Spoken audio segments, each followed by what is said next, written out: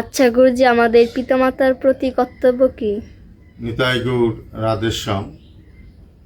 আমাদের সন্তান হিসাবে আমাদের পিতামাতার প্রতি আমাদের কর্তব্য হচ্ছে তাদের দেখাশোনা করা, তাদের ভরণ পোষণ করা, তাদেরকে সবসময় হাসি খুশি রাখা, তাদেরকে আনন্দ দেওয়া। কারণ আমরা যখন ছোট ছিলাম তখন তারা আমাদেরকে অনেক কষ্ট করে বড় করেছেন, লালন পালন করেছেন।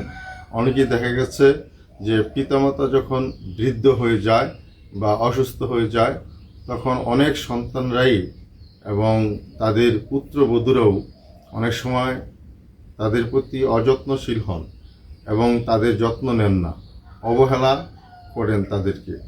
আসলে পিতামাতার ঋণ কখনো কোনো সন্তান শোধ করতে পারে না।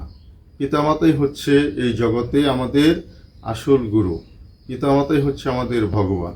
পিতামাতাকে সন্তুষ্ট করলে জগৎ সন্তুষ্ট হয়।